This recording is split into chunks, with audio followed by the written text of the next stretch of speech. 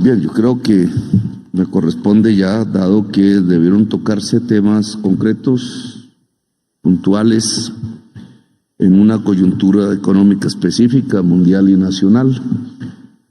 Hablar de ciertos temas, de todas maneras generales, pero que siempre hay que aclarar una y otra vez.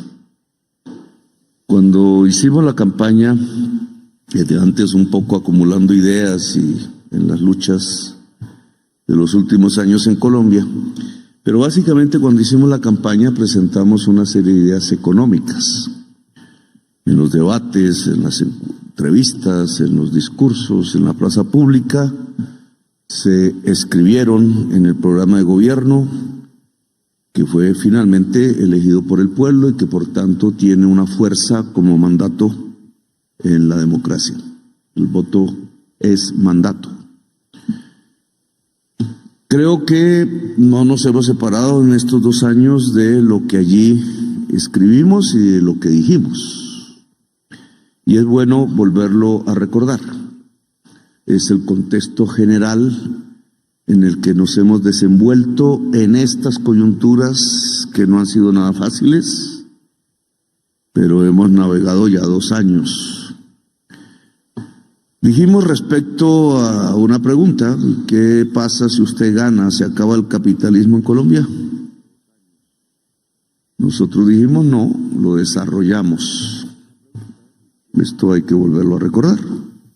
No porque sea un amante del capital, sino porque no hay manera de avanzar si no se avanza en las formas de producción más desarrolladas de la humanidad.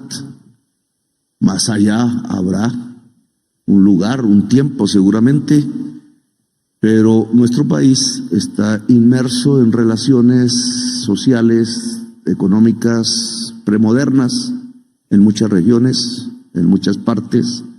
Si eso no se supera, no superamos ni la violencia, ni la construcción imperfecta de una nación, ni la deficiencia de la democracia, ni las posibilidades precisamente del desarrollo del capitalismo en Colombia. Tenemos atrasos indudables desde el punto de vista de la historia en el campo colombiano. La mayoría de las hectáreas fértiles de Colombia son potreros, sin productividad. Tenemos atrasos, en mi opinión, esa fue la gran discusión del debate, en el modelo mismo, la estructura misma de lo que consideramos el desarrollo económico. No hace mucho, en esta misma tierra, esta ciudad era la capital, hace unas 5 décadas, 50 años, la capital de una manera de pensar el desarrollo, el café, la agricultura, por tanto. Escasamente su industrialización, lamentablemente. Por alguna razón se pensó, tiene lógica esa razón, yo la he cuestionado siempre, que de un mundo del trabajo que implicaba el café, trabajar los campos, que de un mundo en donde ese trabajo ni siquiera era incipiente, sino que tenía que ser un trabajo excelso, porque se trataba de producir el mejor café del mundo, así lo creímos. Por tanto, una cultura del trabajo que se construyó alrededor de la excelencia. No es cualquier cultura, por tanto, en estas regiones y en otras del país. Pensar que se trabaja para hacer lo mejor del mundo no es lo mismo que pensar que se trabaja para hacer lo peor del mundo. Ese mundo de décadas del siglo XX se construyó el país, yo creo que así. Parte de la cultura que podríamos llamar colombianidad tiene que ver con la cultura que dejó el café en Colombia. Es un mundo productivo. En primerísimo lugar, subrayo la palabra producción. No hay riqueza sin producir. No hay riqueza sin trabajar, decían los padres de la economía clásica. Pero ese mundo, por razones de discusión interna de la élite que gobernó Colombia, pasó en la la historia, se dejó, se abandonó. No hubo en realidad un factor en el mundo que nos dijera dejen de producir el café o dejen de vivir del café. Una decisión autónoma, interna, yo diría fundamentalista. Acabar el pacto cafetero, los petroleros no acabaron su OPEP, nosotros sí. No dar los pasos hacia la industrialización, hacia conocer el sabor del café en el mundo, porque el sabor del café colombiano en realidad no se conoce en el mundo. Es un endulzante que combinaron con otros cafés de peor calidad, etcétera. Total, es que se tomó la decisión de salir de un mundo productivo, voy a subrayar otra palabra, democrático, conservador sí, pero democrático. No es sino mirar todavía los vestigios alrededor de la ciudad. No hubo un monopolio del café, no hubo un oligopolio del café, no hubo un cartel de cafeteros, unos más ricos que otros sí, pero centenares de miles en realidad se distribuyeron, en primer lugar, los beneficios cafeteros de la producción y en segundo lugar, a través de una serie de mecanismos institucionales, financiaron el Congreso de la República, el Estado colombiano, la política, una manera de entender y una cultura. Eso se acabó prácticamente. No se acabó la producción de café, se acabó su predominio, su eje estructurador de una economía. Pasamos a otra cosa en 50 años, la que aún vivimos, y que en mi opinión ya se agotó. Se agotó antes de la pandemia, si miramos un poco las estadísticas. Tuvo su boom en el año 2013, su máximo, pero de ahí para acá ya no es, ya han pasado 10 años. Y nos demanda cambios. La palabra cambio aquí, me parece, es paradigmática, es fundamental. Es un mundo de extracción, no de producción. Extraer lo que ya está en el suelo, no producir lo que no está en el suelo y hay que hacer a partir del trabajo. Hay una gran diferencia en esos dos conceptos. La diferencia es de magnitudes de trabajo, de magnitud de conocimientos, aunque me han criticado esta frase, obviamente, las personas que trabajan en ese sector. Extraer combustibles fósiles, no cualquier cosa debajo de la tierra, sino básicamente carbón y petróleo. E inscribirnos como una pequeña, en el caso del petróleo, y gran, en el caso del carbón, economía fósil, extractivista. No es mucho el trabajo que se necesita. Mientras el café podía explicar 1,5 millones de puestos de trabajo, el petróleo y el carbón solo explican 150,000 puestos de trabajo. Medido en puestos de trabajo, la diferencia es absoluta. Si la economía política aún se estudiara en las universidades, se diría que el país era mucho más rico por el café, en tanto trabajaba más, que por el carbón y por el petróleo, donde trabaja menos. Pero el mercado dice otra cosa, diferente a la economía política, coyunturalmente. El precio del café, multiplicado por su volumen, llegó apenas a unas exportaciones de 5,000, 6,000 millones de dólares. El precio ahora o hasta el año 2013, del petróleo y el carbón, multiplicado por su precio internacional, llegó, sumados ambos, a más de 40,000 millones de dólares de exportación. 8 o 9 veces más por año. Luego pensamos en estos 50 años que este era el camino de Colombia.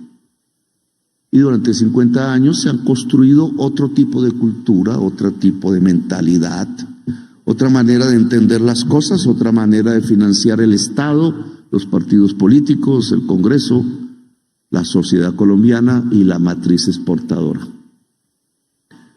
En mi opinión, eso llegó a su final y empezamos a vivir lo que podríamos denominar una crisis, dirán algunos, una transición, dirán otros. que coincide con un momento de la historia.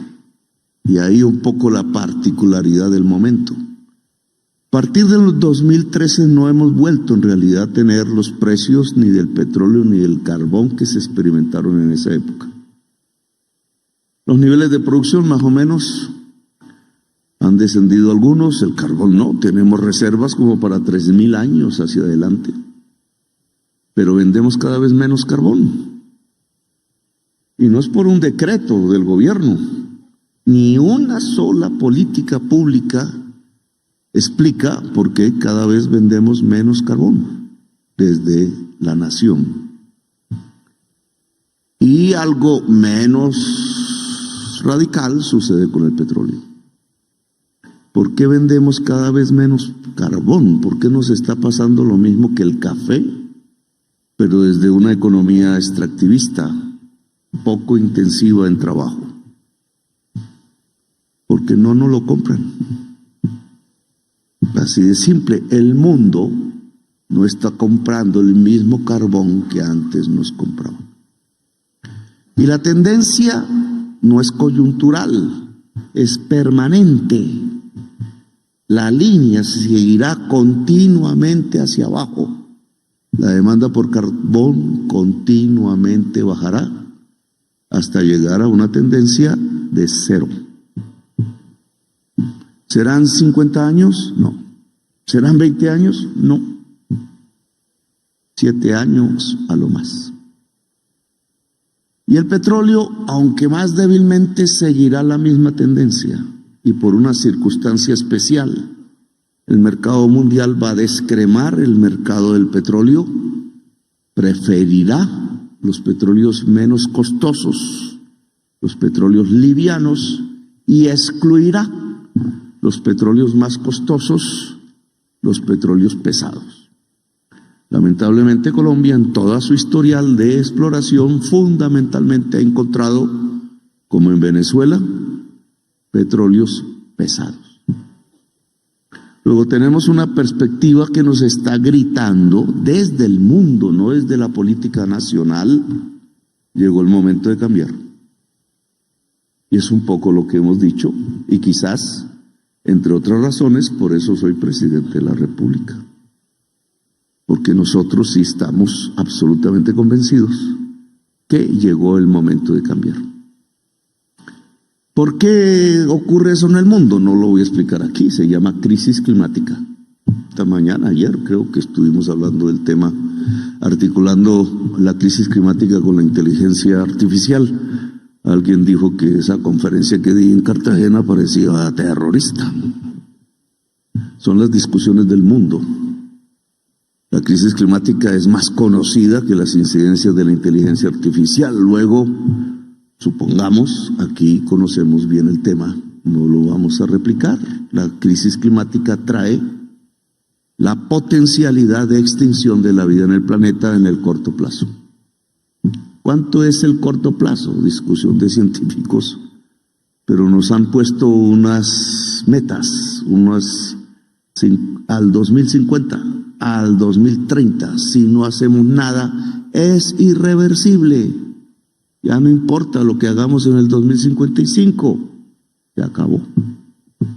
Luego tenemos un lapso de tiempo pequeño, estamos en el 2023, 7 años que en Colombia son 2 gobiernos, y algo más, para hacer las cosas que toca hacer para que sobrevivamos en el planeta. No es el apocalipsis de la Biblia, es el apocalipsis de la energía. Y aquí es donde encontramos una oportunidad. Aquí es donde Colombia, en vez de asustarse, debería entender que tiene su oportunidad. Estos son temas todavía generales, pero ya tocan con cómo nos reactivamos. Si está muriendo una economía, tiene que aparecer otra. Esa es la definición de la crisis. La crisis es cuando lo viejo desaparece y aparece lo nuevo, aún sin lograr consolidarse, aún amarrados a los viejos, no a los viejos en edad, sino a lo viejo. Y aún sin coger lo nuevo con propiedad. Esa es la cultura de la crisis, la manera como se experimenta. Pero nosotros vemos en lo nuevo una enorme posibilidad para Colombia, no en lo viejo. Se llama la descarbonización. Palabreja difícil de manejar, sobre todo en política, que tiene muchísimas incidencias y en donde creo debe inscribirse la reactivación económica de Colombia. ¿Cómo prender los motores de nuevo? Repitiendo el pasado inmediato.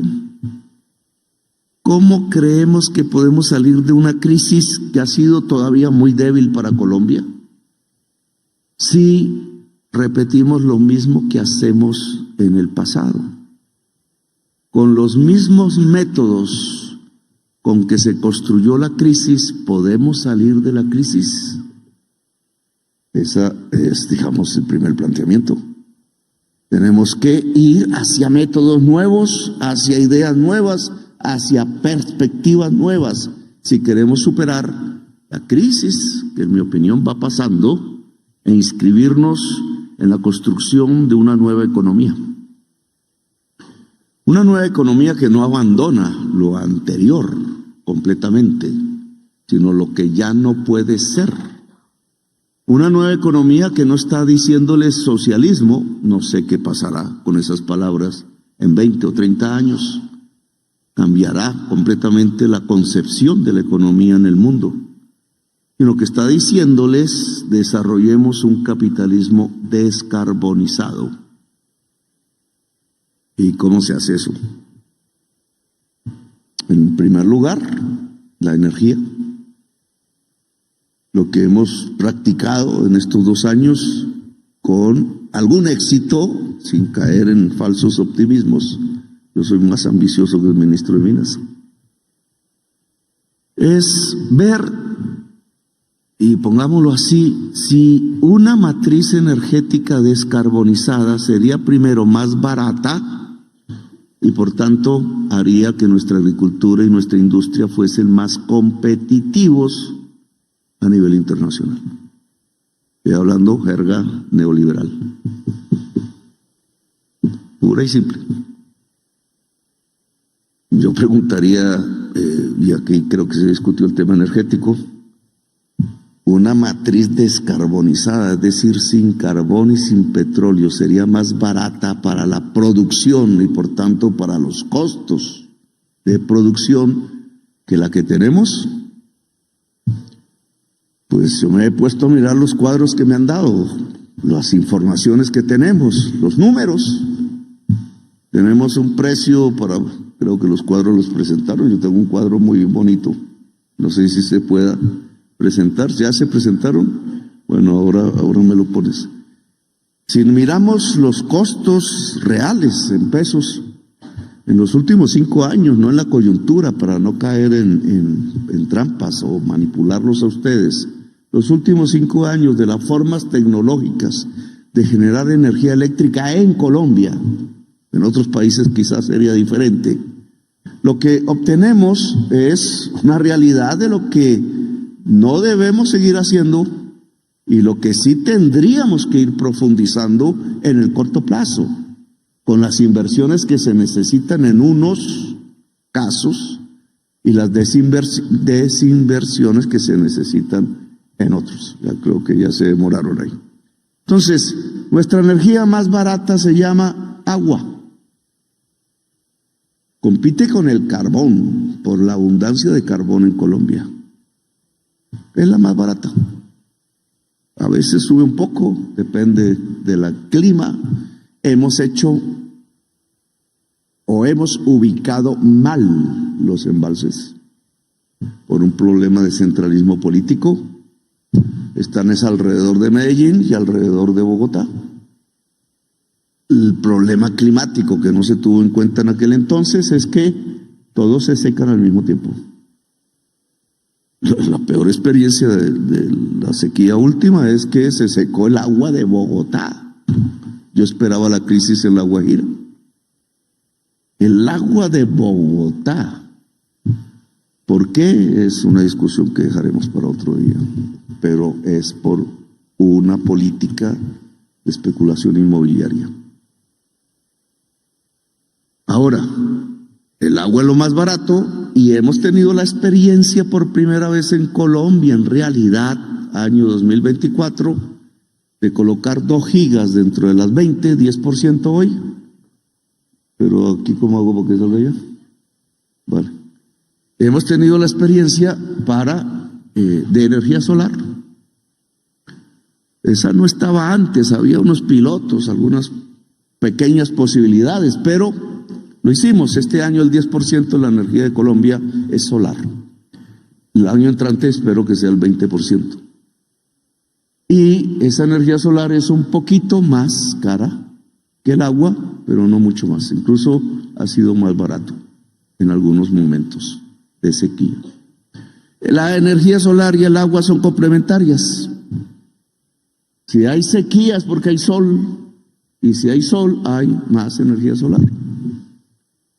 No cometió un error Gaviria, no voy a hacer esa tontería, cuando vino la crisis energética del 90 y pico, porque puso termos. No había nada más que hacer en ese momento. El error está en mantener ese esquema. Ya pasados más de 30 años, es un error mantener ese esquema energético en Colombia. Porque es antieconómico, es irracional, no nos sirve. Y por eso hay que cambiarlo. No sé si salió la gráfica, no salió. Es la tecnología aquí. Bueno, pues dejémoslo así, porque hay que demostrarlo entonces. La energía de las termos que básicamente usan gas y ya está ahí. Bueno, esos son los resultados, los números. No es una coyuntura. Algunas veces ha sido más alto el costo por razones climáticas, en otros no. La guerra ha incidido, la guerra de Ucrania, de Rusia, etcétera. Pero el esquema es el mismo en todos los años. El azulito clarito es ACPM. Es decir, petróleo, diésel, y el amarillo es gas. Y entonces siempre en los años, desde el 2019 a la fecha, lo más caro en la generación de energía es el ACPM y el gas y su combinación. Que si vamos a producir con esa energía, no pensemos en venderle a Estados Unidos productos manufacturados, o agrarios, o agroindustriales. Nos estamos ahogando nosotros mismos por intereses, claro. Porque si yo voy a las energías más baratas, entonces encuentro el agua, que es el naranja ahí, siempre está abajo. Encuentro el carbón, que es paradójico, incluso más barato que el gas. Y encontraba el verde, allá ganaba. En este año, porque no aparecía en la historia de Colombia, encuentro pues el verde, que es radiación solar, más barata que el agua en este año. Parece que este año hubo problemas con el agua, pero son similares. Entonces yo me pregunto si estos son los costos y quiero desarrollar el capitalismo, los business, la ganancia. No tengo que usar es el sol, el agua. Y aquí no aparece aún, porque todavía no está bien, el viento. En vez de estar usando el gas y el ACPM, es decir, el petróleo. No lo dicen los datos. O sea, todo este cuento de la transición energética, que es real, todo esto que nos está gritando el mundo a través de nuestra matriz de exportaciones, cada vez usan menos carbón, cada vez menos petróleo. Nos lo está diciendo nuestros propios datos en la economía interna nacional. ¿Cómo así que estamos construyendo una matriz sobre la generación eléctrica más cara? Porque la fórmula de la CREC, aún vigente, porque no he podido cambiarla, ata el precio de todos los baratos, la generación hídrica, la solar incipiente aún, al precio del más ineficiente, el gas. Es decir, a usted, aquí no se vende energía al costo de la hidroeléctrica. aquí, a pesar de que toda la energía pueda venir de la hidroeléctrica, podría venir de la geotérmica, porque tenemos aquí mismo, debajo de este sitio, el magma cerca de la superficie, si no habría termales. A pesar de eso, aquí se está pagando por kilovatio hora el precio de la energía del gas importado en Barranquilla. Porque la fórmula es una fórmula ricardiana. Me aburrió los de la CRE con esto. Es exactamente la renta ricardiana de la tierra o renta diferencial que decían. Porque se liga al más ineficiente el precio de mercado. Eso no se llama capitalismo. Esto es un sistema, una fórmula matemática para capturar rentas, no ganancias medias, no la tasa media de ganancia, sino rentas excepcionales de toda la economía nacional y de todos los hogares de Colombia para 6 generadoras hídricas. Porque el que gana no es el del gas allá arriba, él tiene unos costos muy altos.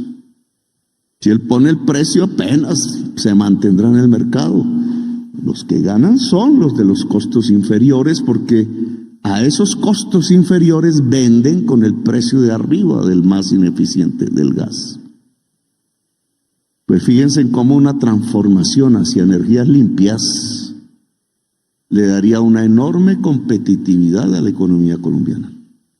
Y por eso, como parte de la reactivación económica, porque esto es para allá, no es para dentro de 20 años, he pedido que se cambie la fórmula de la CREC lo más rápidamente posible antes de que nos tumben el otro comisionado.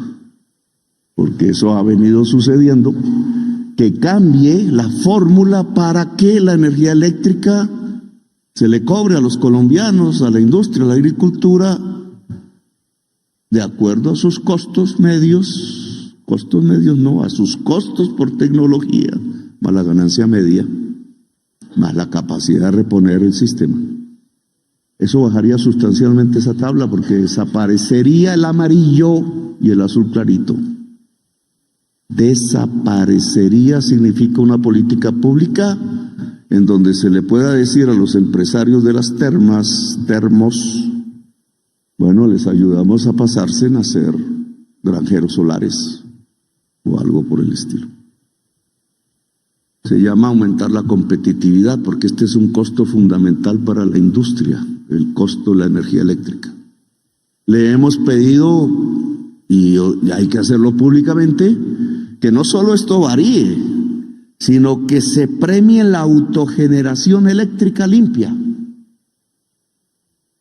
Con las normas que tenemos, si un empresario cualquiera, el señor de este hotel, decide hacer algún experimento con la geotermia y alimentar su energía del negocio con la geotermia limpia, que es limpia, entonces a él le cobrarían transmisión eléctrica, le cobrarían comercialización y le cobrarían generación. ¿Y por qué si él está autogenerando? ¿Por qué si él no está transmitiendo la energía por los cables del sistema interconectado nacional? ¿Por qué distribución? ¿Por qué comercialización si él mismo está consumiendo su propia energía generada? Las normas nuestras no contemplan el mundo de hoy, contemplan el mundo del pasado. La autogeneración es autogeneración y no debe cobrar ni transmisión, ni comercialización, ni distribución, y el costo de la generación va de la mano de los costos del empresario que decide la autogeneración, que podría ser un ama de casa en su casa, porque es lo mismo a escala diferente. ¿Y por qué no puede poner el techo de paneles solares si tiene el recurso o si le ayudamos? ¿Y por qué tiene una empresa que cobrarle la transmisión, la distribución, si es que él no está usando la red interconectada nacional ni las empresas de comercialización y distribución? Es otro mundo, la autogeneración eléctrica. ¿Y qué pasa si el mundo empresarial industrial, podría ser en alguna medida el comercial, autogenera energía eléctrica limpia donde más se puede? Sus costos son menores. y las presiones sobre la demanda en fósiles, en vez de crecer, disminuyen. Es la transición, es la descarbonización de la economía. Voy a poner un ejemplo, no sé si lo mencionaron, el aluminio verde en Tolú. ¿Se mencionó aquí? Bueno, ese es un ejemplo que siempre coloco. La empresa antigua de Francia de energía eléctrica, que sigue siendo pública francesa, EDF, quiere hacer aluminio verde en Tolú, aprovechando que ahí está el puerto para exportar. El aluminio como materia prima lo trae Brasil. Y se le ha ocurrido en los números que le es muy rentable traer la materia prima de Brasil por barco a Tolú y ahí hacer el procesamiento industrial para convertirlo en aluminio y exportarlo, porque le podría poner a ese aluminio el apellido de verde. Y resulta que el aluminio en el mundo se vende, sobre todo por los chinos, que tienen el mercado mundial, hecho con carbón. Y entonces en su análisis empresarial la empresa dice, alrededor de Talud, con la generación de Urrá, con la granja solar que podemos poner aprovechando el sol, autogenerando, podemos garantizar que el aluminio que se produzca cerca de Tolú, con aluminio, con materia prima brasilera, sea verde, y entonces se vendería más en el mundo. Los franceses han descubierto algo que parece no hemos descubierto mucho los colombianos, que descarbonizar hace ganar el mercado mundial. Por ahora. Después habrá una competencia entre lo descarbonizado. Pero ahora es la gran ventaja para entrar al mercado mundial si se puede vender mercancías descarbonizadas. Es decir, sin utilización de materiales fósiles como el carbón y el petróleo o el gas. ¿Y saben a qué grado llegan las cuentas de los franceses para exportar aluminio verde? A una cantidad tal que reemplazaría las divisas que hoy tenemos por exportación de carbón, que va en descenso. Es decir, que si se permitiesen las posibilidades de la descarbonización en Colombia, podríamos transformar nuestra matriz exportadora. Ya lo estamos haciendo. Pasa que la prensa no nos lo muestra mucho. Pero cuando se observan las partidas de la exportación, caen los fósiles un poco más rápido que lo que yo quisiera que crecieran las mercancías no fósiles, o por lo menos no del extractivismo fósil, que aquí llaman no tradicionales. 10.000 millones de dólares va. Están creciendo al 11% en volumen, y creo que, ya no recuerdo, 7 o 6 en dólares. Está creciendo lo que no se basa en la extracción, sino que se basa en la producción, y crecería mucho más si esa producción se pudiera vender como producción descarbonizada. Luego aquí tenemos toda una oportunidad en la reactivación, porque si logramos combinar inversiones, que creo que aquí se ha hablado, forzosas, con una ley de financiamiento que el Congreso tendría que aprobar, ambas, que son leyes, pero organizadas alrededor y dentro de la transición hacia una economía descarbonizada y hacia una economía productiva, temas que se agitaron en la campaña, que se inscribieron en el programa y por el cual votó la ciudadanía colombiana mayoritariamente, tendríamos una posibilidad de reactivación económica que cambiaría el sistema de desarrollo de Colombia, desarrollando el capitalismo y otras formas de producción.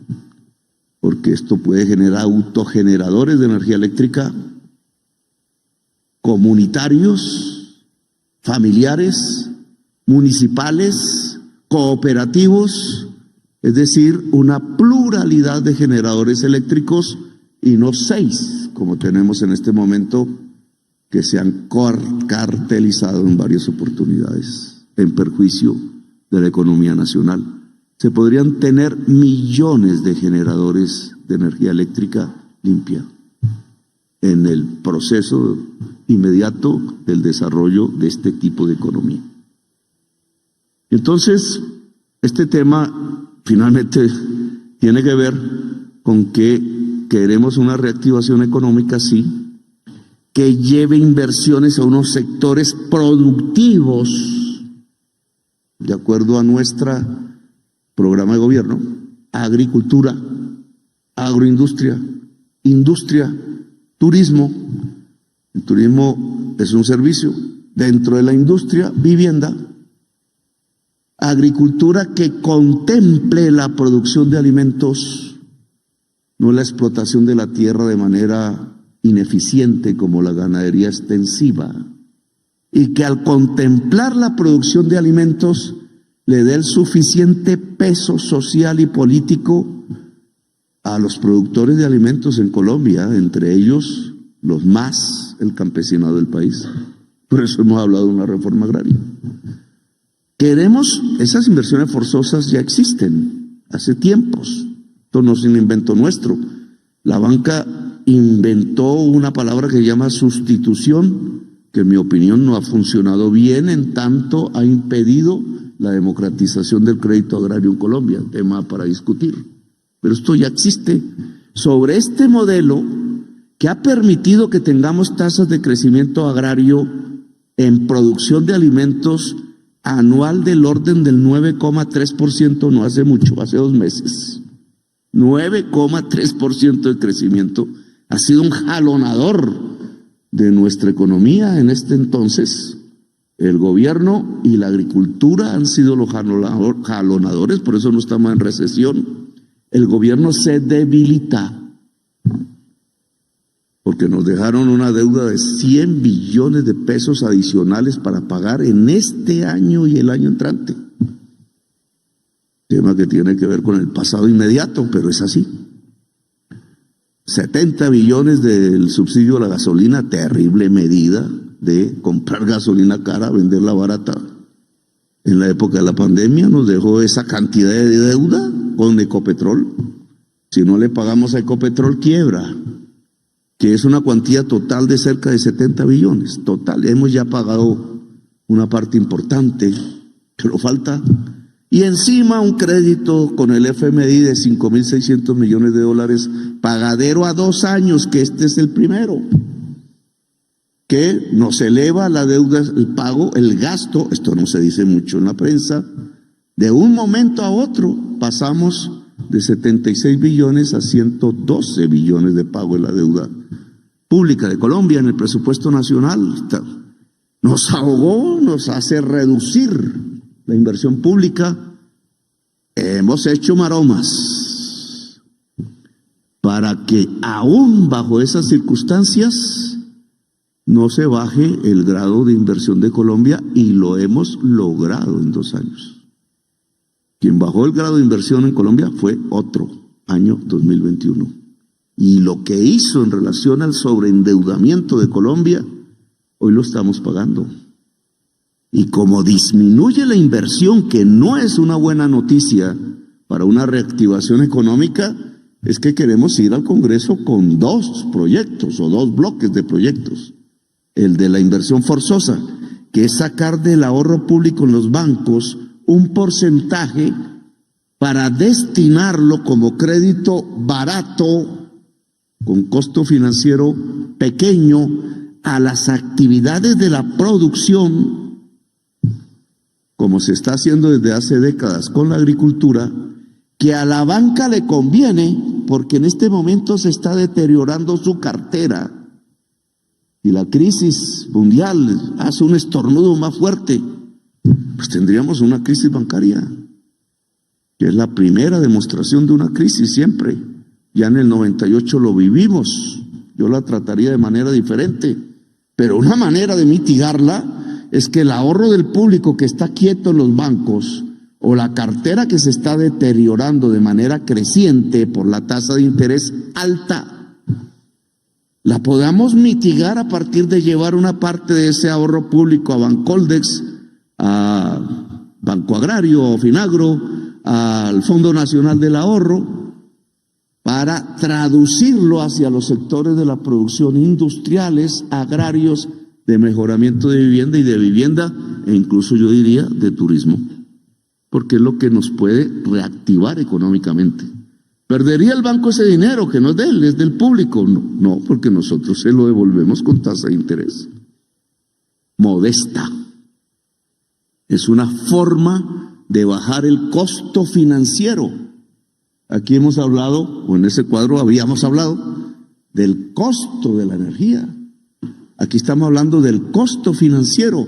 Si se reduce el costo financiero, el costo de la energía, competimos.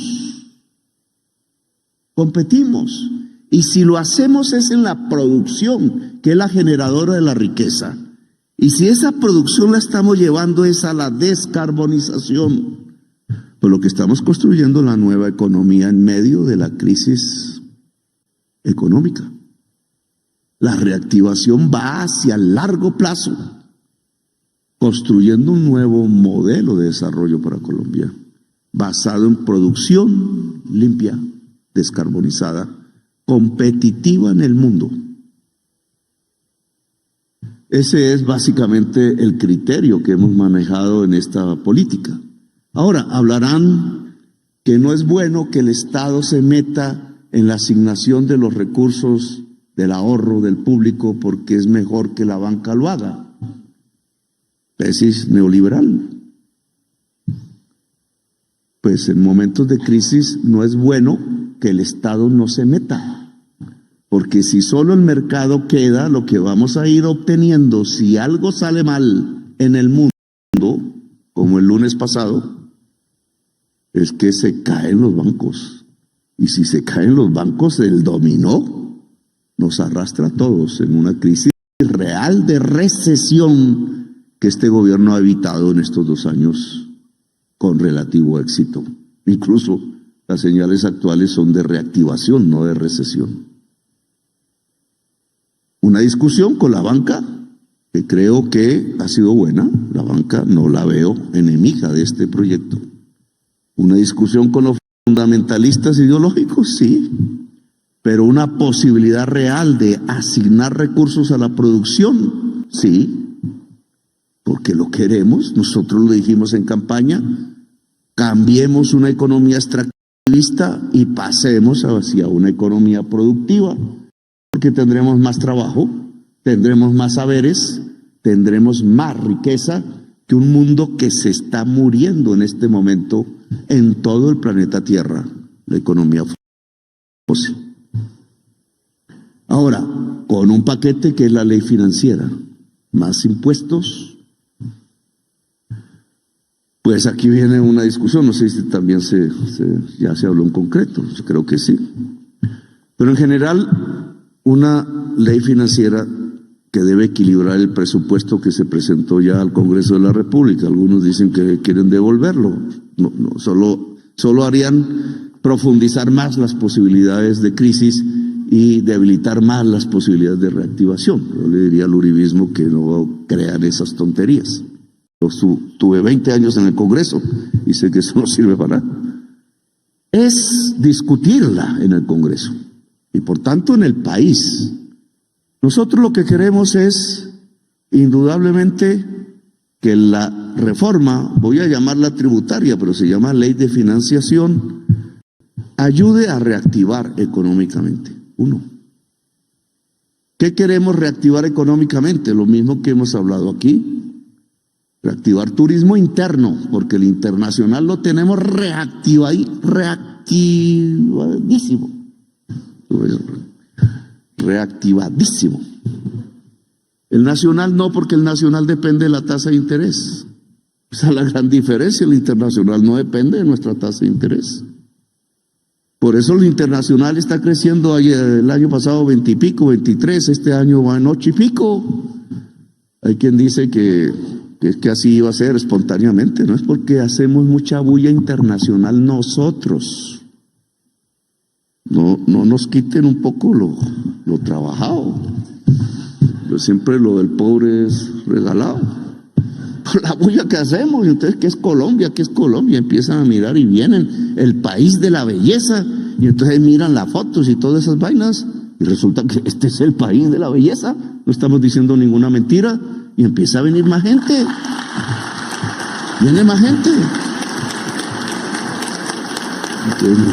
Que duplicamos los cruceros. Los cruceros no son un buen método turístico, pero eso lo discutí con la reina de Holanda, que es argentina. Pero, ¿cómo así que se duplican los cruceros de un año a otro así? Porque así es, porque estamos en un camino importante de turismo extranjero, que ya es el segundo sector económico de Colombia.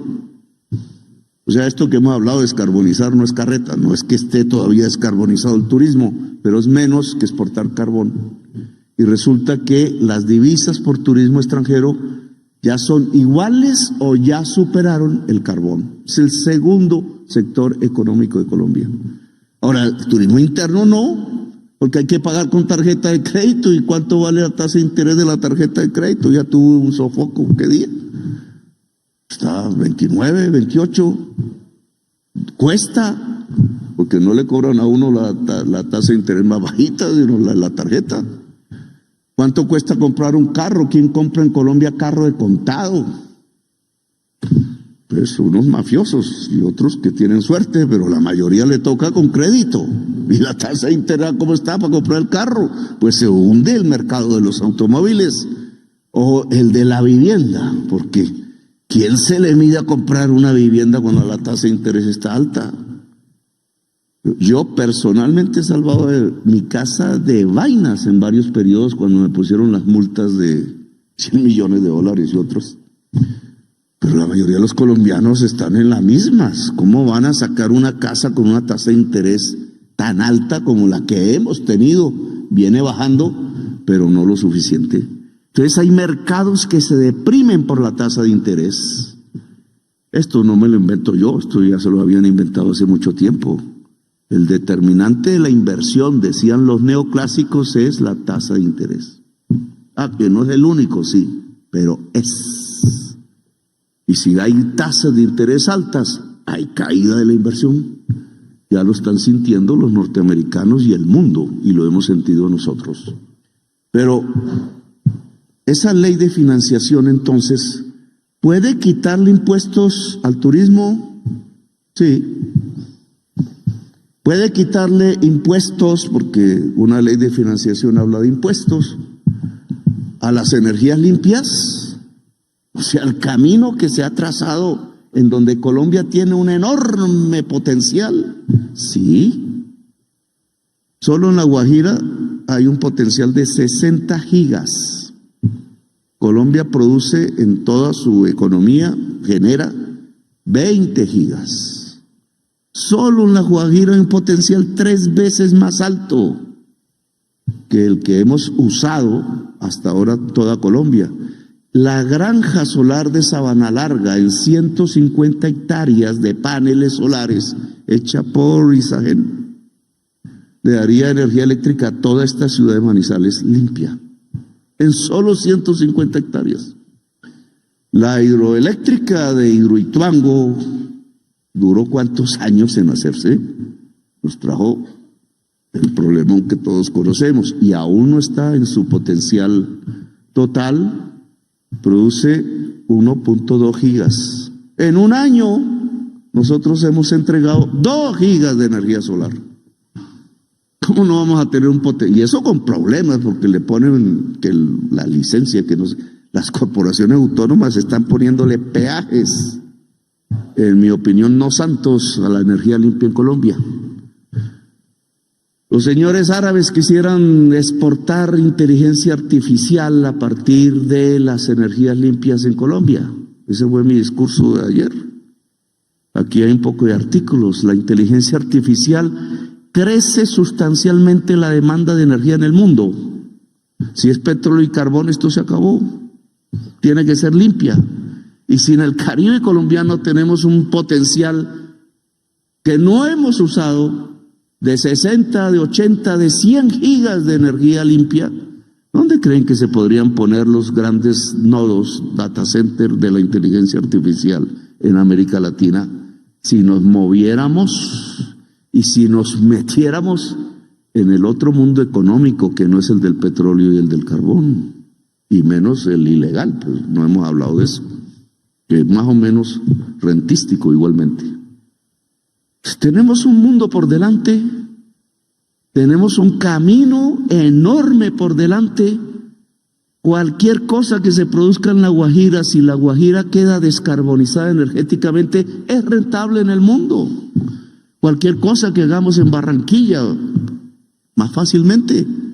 Si toda la matriz es limpia, aquí en esta ciudad, mañana o el martes, no sé cuándo, martes, voy a inaugurar la primera facultad de inteligencia artificial en la Universidad de Caldas. Aquí no votan mucho por mí, porque esto es conservador de larga data. Pero yo como no primero gobernador y alcalde. Si aquí hay geotermia, estamos mirando a cómo sale. Pero si hay geotermia, energía limpia para toda la ciudad. Y hay una facultad en inteligencia artificial con fibra óptica poderosa. Y hay un nevado como el que hay, con sus paisajes y su belleza. Y un pueblo tan decente y culto como este, ¿qué cree que pasaría con el turismo? Y si además, porque eso se llaman los nómadas digitales, cosas nuevas, no vienen a hacer lo que hacen lamentablemente en Medellín, en Cartagena, vienen a cacharrear y ganarse un poco de dólares, simplemente eso le llaman minería digital y no sé qué vainas. Aquí esto se volvería un centro de la actividad digital, un nodo mundial, mirando simplemente el nevado y teniendo la fibra óptica y la inteligencia concentrada alrededor de los algoritmos. Y si podemos bajar al río Magdalena y hay un tren que otra vez carga café, Dorada Chiriguaná, que ya se abrió la licitación, para sacar, porque no se nos ha olvidado, mercancía incluso transportada mundialmente entre el Pacífico y el Caribe, porque por ahí puede pasar. Entonces, ¿qué será de Caldas? Habrá la idea de crisis que hubo en toda la zona cafetera hace un tiempo y que nos llevó a unos estadios terribles, porque ¿quién reemplazó el café? ¿Quién reemplazó el café? Alias Calzones, que me quería matar. Ahora tenemos una perspectiva, energía limpia, conectividad, inteligencia artificial. Hermano, estamos hablando de una nueva economía para Manizales. Pero esto no es solo Manizales, lo pongo como ejemplo. Esto es en cualquier región si la vamos pensando bien, si la vamos caracterizando bien. Entonces, quitamos impuestos al turismo y a la energía limpia, ¿sí? ¿Y en dónde ponemos los impuestos? En primerísimo lugar en el petróleo y en el carbón, que la Corte Constitucional no quiso, porque nos tumbó media reforma tributaria, por eso nos toca otra. La tumbada de la media no solo es ingresos, 6 a 7 billones, sino que tiene un impacto. La mala prensa decía que estábamos disparando los gastos de funcionamiento. No, es que cada vez por norma constitucional que se haga una reforma tributaria, una parte de ella va a los municipios a través del sistema de participaciones. Por eso el presupuesto de educación creció de 50 a 70 billones en un año. Ojalá los alcaldes no estén desperdiciando esa cantidad de plata en educación, porque sería una forma de hacer saltar a través de la financiación. Pero entonces, al caer la mitad de la reforma tributaria, la no deducibilidad de regalías en el impuesto de renta, no cae lo que se había transferido a municipios. Entonces tenemos un doble daño. Caen ingresos, pero aumentan los gastos. 14 billones, no 14 tampoco, algo así como 9 a 10 billones de desbalance de un momento a otro. Pues nosotros queremos recuperar eso. Y otra vez sobre los mismos sectores, petróleo y carbón.